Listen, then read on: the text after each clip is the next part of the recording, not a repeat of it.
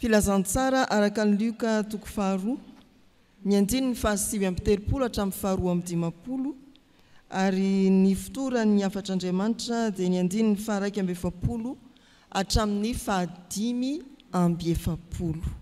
Luka toko faharoa andiny ny faharaiky amby efapolo hatramin'ny fahadimy amby efapolo. Ny filazantsara dia manambara ny amin'ny Jesosy Kristy sy ny asany tetỳ anivon'izao tontolo izao. Tsy milaza ny fiainany manokana fa ny asa famonjena nataony indrindra. Ato amin'ny filazantsara araka ny Luka miresaka ny amin'ny ankonana nisy an'i Jesosy, ny fianakaviana nisy an'i Jesosy, ny filazantsara ao amin'ny toko faharoa sy ny toko fahatelo dia izay. Jesosy teraka, Jesosy ny tombo, Jesosy 12 taona ato amin'ity perikopa ity, ary Jesosy 30 taona ery amin'ny toko fahatelo andiny ny fahatelo amby roapolo. Mamara ny filazalazana ny momba ny Jesosy manokana ny tetiarana. Dia izay ny momba ny Jesosy manokana. Ato anatin'izany filazalazana momba ny Jesosy izany ity perikopa ity ka manambara indrindra ny fiampianan'ny ankonany. Lohahevitra izay ompanan'ny Fjkm amin'izao volana Oktobra izao dia manao hoe aorenao amin'ny tompo ny fianakaviana. Ireto zanak'evitra telo reto ry havana no hitondranantsika. Aorenao amin'ny tompo ny fianakaviana ka tongava mivavaka ento ny ankizy. Aorenao amin'ny tompo ny fianakaviana, tsarovo ny fahatsotsika ray aman-dreny. Aorenao amin'ny tompo ny fianakaviana, tadiavo Jesosy. Aorenao amin'ny tompo ny fianakaviana, tongava mivavaka ento ny ankizy. Eo amin'ny andiny ny faharaiky amby efapolo sy faharoa amby efapolo dia hoy ny soratra masina amin'ny anaran'i Jesosy. Ary ny ray aman-dreny nakany Jerosalema isan-taona raha avy ny andro firavoravona amin'ny Pasika, ary efa 12 taona Jesosy dia niakatra izy araka ny fanao amin'ny andro firavoravona. Rehefa 12 taona Jesosy dia niakatra izy araka ny fanao amin'ny andro firavoravona. Ny andro firavoravona jiosy dia intelo isa-taona. Anisan'izany ny Pasika izay voalaza eto. Ao amin'ny Deuteronomia toko 12 andiny 12 raha mijery vetivety isika. Deuteronomia toko 12 andiny 12 dia izao ny vaky ny teny amin'ny anaran'i Jesosy. Intelo isan-keritaona ny lehilahy rehetra aminao no iseho anatrehan'i Jehovah Andriamanitra ao. Eo amin'ny tany izay hofidiany dia amin'ny andro firavoravona finanana mofo tsy misy masirasira sy ny andro firavoravona manarakaraka ireo herinandro, ary ny andro firavoravona fitoerana amin'ny trano rantsakazo. Ary aoka tsy hisiseho foana tsy mitondra fanatitra eo anatrehan'i Jehovah. Intelo isa-taona. Ary ny voalaza tao amin'ny Deuteronomia ny vakiana tamintsika teo dia ny hoe ny lehilahy rehetra. Fa ny jiosy ry havana tsy mba manisa ny zaza amam-behivavy fa rehefa hoe io raha lehilahy dia manaraka ho azy eo koa ny renim-pianakaviana sy ny zanany.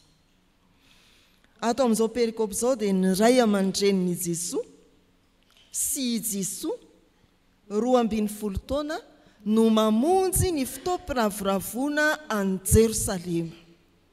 Tongava mivavaka ento ny ankizy. Ndeha ampitaitsika amin'izao fiainan'ny fiangonana ankehitriny izao ity soratra masina ity. Aty am-piangonana dia tonga ny lehibe, indraindray tsy tonga ny ankizy indrindra rehefa tanoranoro izay izy. Aty am-piangonana tonga ny ankizy fa mpanatitra ny lehibe. Ao aterina mianatra Fjkm Alahady. Alaina indray rehefa avy eo rehefa masaka ilay tongotromby. Aty am-piangonana dia sady tsy tonga ny ankizy, tsy tonga lehibe. misy hafa koa hoe aty am-piangonana dada tsy tonga fa nentsy ny ankizy iteo. Aty am-piangonana mety mifanohitra amin'izay, neny tsy tonga fa i dada sy ny ankizy tonga eo. Ary ny tena mahafinaritra aty am-piangonana, dada sy neny tonga, ny ankizy koa iteo. Raha te hiorina ao amin'ny tompo marina ny fianakaviana, tongava mivavaka ento ny ankizy.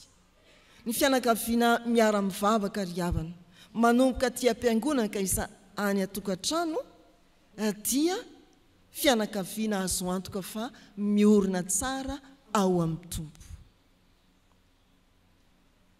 Tongava mivavaka ento ny ankizy. Misy amin'ny tantaran'ny fiangonana dia misy tonom-bavaka tahaka izao, mbola fanaontsika indraindray. Misaotranao zay Andriamanitra fa tsy herinay na tanjakay no ahatongavanay eto amin'ity fiangonana ity hivavaka. Ary marina zany satria fiainan'ny ray aman-dreny be tany aloha no hoe mbola tsisy fiangonana ohatra tany Vato dia miakatra makany am-pamarinana na makao Ambatonakanga, mbola tsisy fiangonana tany Ambohidrapeto dia miakatra aty Antananarivo mivavaka. Ary dia mandeha tongotra izany. Amin'ny fiainan'ny Jiosy, raha mijery ny saritany isika, avy any Nazareta, Maria sy Josefa ary Jesoa no miainga, midina somary menatsimo ao Jerosalema. Raha jerentsika, ny elanelan'izany tany Nazareta sy Jerosalema izany dia manodidina ny 400 kilometatra hatrany amin'ny 500 kilometatra. So nareo mieritreritra hoe helikoptera na fiarakodia no nandehanany fa antongotra izany. Fa nentin'i Josefa sy Maria araka ny fomba mpiainana ny mpivavaka Jiosy, ny zanany 12 taona nandeha an kilometatra maro mba hamonjy ny andro firavoravona ankoatran'izay mahazatra azy tany amin'ny tanàna nisy azy. Izany ry havana no hitaomanantsika hoe amin'izao vanim-potoana iainan'ny fiangonana izao, ndeha hivavaka ary entony ankizy. Raha tiantsika hiorina ao amin'ny tompo ny fianakaviana. Dia samy mieritrerika, samy mierikerika, samy mieritreritra. Eo ve nareo menakavy tahaka an'i Josefa Maria ary Jesoa? Eo ve nareo mivady? Eo ve ny zanakareo? Samy mieritreritra. Ny faharoa, tsarovy ny fahadisoantsika ray aman-dreny. Voalaza ny soratra masina eo amin'ny 7:7 sy ny 8:7 fa rehefa nandeha ireo ray aman-dreny, rehefa tapitra izany andro izany na nody izy, Jesosy zaza dia mbola nitoetra tany Jerosalema ihany, nefa tsy fantatry ny ray aman-dreniny izany. Ary satria nataony fa niaraka tamin'ny ara-dia taminy izy, dia nandeha lalana indray andro izy vao nitady azy tamin'ny havany sy ny olom-pantany. Ny Jiosy ry havana rehefa miakatra amin'ny andro firavoravona ho an'i Jerosalema, dia izao ny fandamina ny diany. Ny lehilahy rehetra miara-dia, ny vehivavy rehetra miara-dia. Ny ankizy mandeha amin'izay tiany hiarahana. Ary raha nody avy any Jerosalema, miala avy any Jerosalema, ody any Nazareta, ny ray aman-drenin'i Jesoa, dia samy mieritreritra hoe any amin'ny Josefa izay Jesoa, na any amin'ny Maria angamby izy. Fa rehefa nandeha lalana indray andro, vao nahatsiaro hoe fa aiza i Jesoa, very ny zanaka. Tsy nieritreritra mihitsy, andeha jerena amin'ny mpiara-dia hafa na amin'ny fianakaviana, fa tsy tany i Jesoa.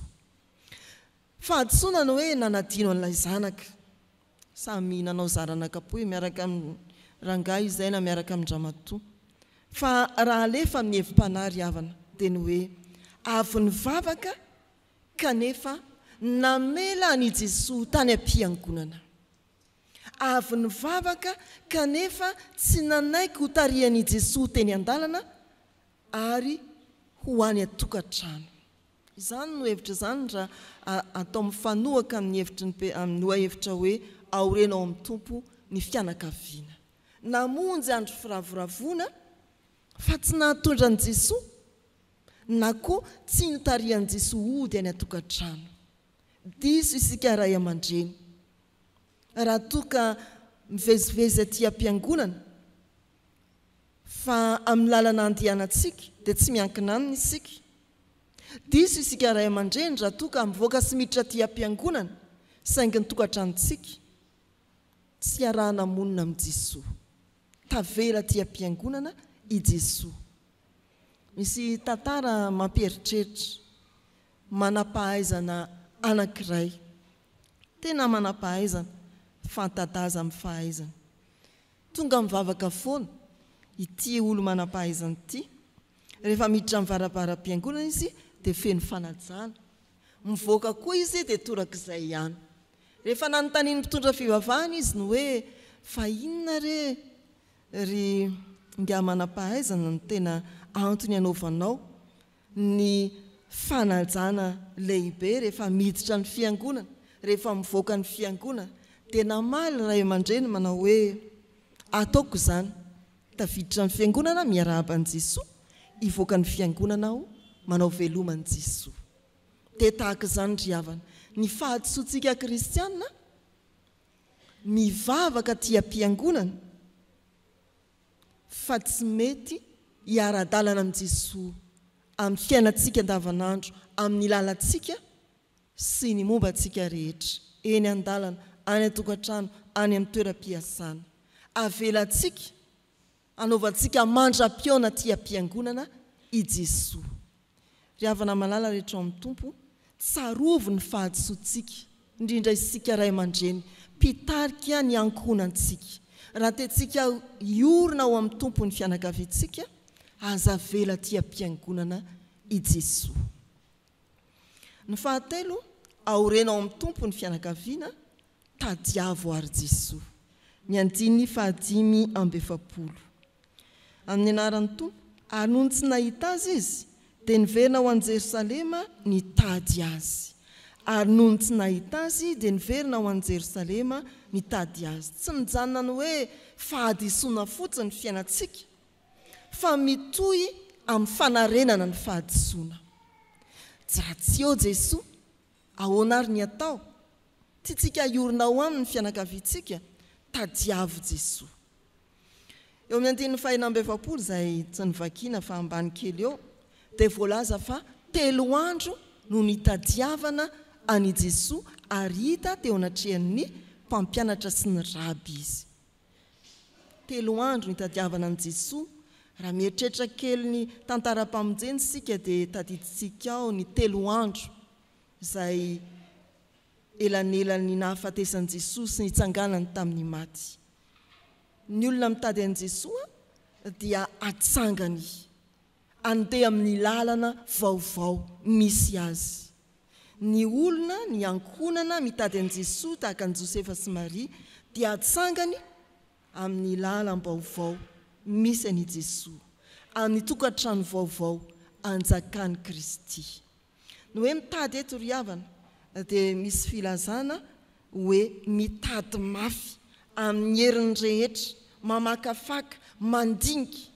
Asika sara tsaina izany hoe rehefa nitady an'i Jesosy nandritra ny 3 andro dia hoe tokony ho nakaiza ary izy, fa naninona ary izy ny navelantsika rery any amin'izay misy azy any, tena mandiny tena mihitsy. Fa inona nataona anao ry Josefa, fa naninona ianao ry Maria, ka samiahaka teoko. Tena mandinika mafy, mitady mafy, mamakafaka tsara. Amin'ny filazana fiainam-panahy hoe tena mandiny tena, nakaizy Jesosy eo amin'ny fiainantsika. Ary ny anankiray hoe niverina, voambolana hoe niverina, razoina any amin'ny fotony dia ny hoe tena niala tamin'ny lalana taloha, mitody damosina dia niova fo, mitovy amin'ny hoe nibebaka. Voambolana samihafa saingy mitovy dika. Tena hoe miverina amin'izay lalana efa nandehanana tany aloha ka mitodika indray mitady an'i Jesosy. Ry havana malala, fanaontsika dia miverimberina, miverina eto, miverina eto. fa tsy mahita ny Jesosy.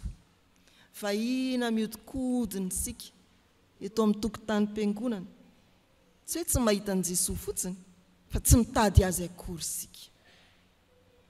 Ary amin'izao vanim-potoana izao, mitady fahamarinana ny firenetsika. Dia miodikodiny eran'ny tanàna sika. Fampitsena eny amin'ny kion-dalana eny, ny andaniny sy ny ankilany. Fanontaniana tokony hoeritreretintsika, indrindritsika olom-pirenena kristiana dia ny hoe sika mitady ny fahamarinana. Efa tena mitady ny Jesosy ilay lalana sy fahamarinana ve? Efa mikatsaka mafy ny fahamarinana ao amin'ny Jesosy ve? Ataovy lahara-pahamena amin'ny fiainantsika, ho an'ny tompontsoa ny firenetsika, fitadiavana ny Jesosy. Ho an'ny tompontsoa ny isam-pianakaviana, fitadiavana ny Jesosy.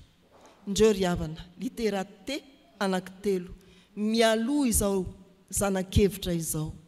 Aorenao amin'ny tompo ny fianakaviana, tongava mivavaka entony ankizy. Aorenao amin'ny tompo ny fianakaviana, tsarovo ny fahadosoantsika ray aman-dreny. Aorenao amin'ny tompo ny fianakaviana, tadiavo Jesosy. Ho an'Andriamanitra ny voninahitra. Amen.